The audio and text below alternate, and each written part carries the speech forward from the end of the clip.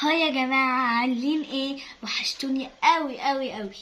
قبل بقى ما اوريكم فكرة النهاردة والفيديو النهاردة هنعمل ايه، متنسوش تعملوا لايك وسبسكرايب وتفعلوا الجرس وتوصلوا الفيديو ده لاكتر عدد من اللايكات. ودلوقتي بقى انا هقول لكم المشروب اللي احنا عملناه النهاردة. احنا عملنا ايس كوفي جامد، خرافة جامد. يلا بينا بقى نروح على الطريقة.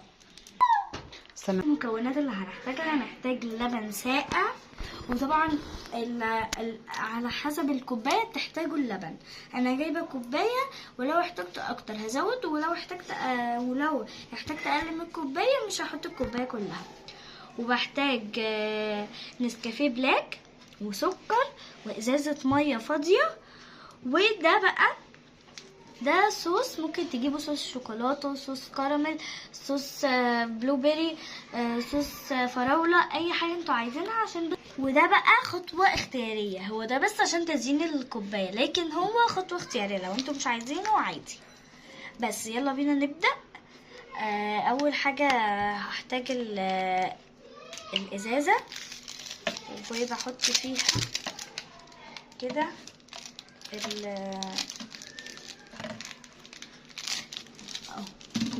الورقة، وبعملها كده على قرطاس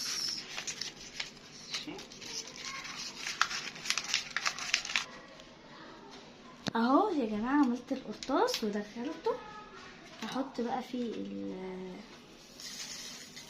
النسكافيه عشان ينزل اهو في الازازة، عشان ده يعني اللي ما عندوش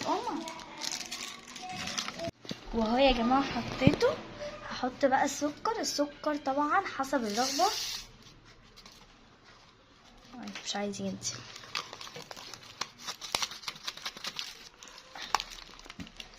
كتير، هي معلقة مثلا ماشي. المية مش كتير، هاخد حبة كمان ماشي. حلو كده، واحط شوية كمان.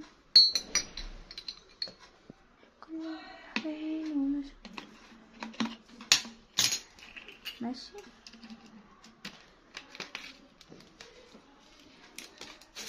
وهنقعد بقى ايه هنقعد بقى نرج فيها. هو اهو يا جماعة، انا بقى ايه هبدأ دلوقتي ازين كده. طبعا بنزين اي شكل، ده كله هيتخلط مع الايه اللبن الحليب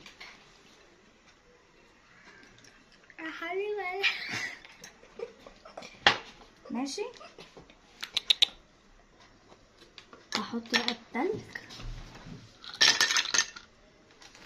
ماشي واللبن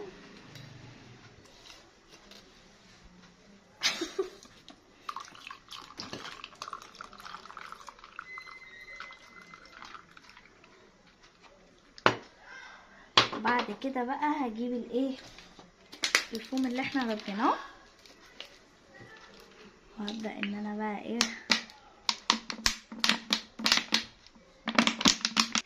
يا بنتي بصوا، انا هحط كده شوية لبن علشان الحبة اللي فيه دول ينزلوا، عشان هو فيه كتير ماشي. باللبن انزله بس كده. دلوقتي بقى يا جماعة انا ممكن اعمل فيه اي شكل انا عايزاه كده. حرف عملت قلب بس هو معوج شوية يعني. هعمل بقى حرف الام ماشي. نعمل بقى اي شكل، نعمل مثلا دايرة كده، نزين هنا مثلا الطروف.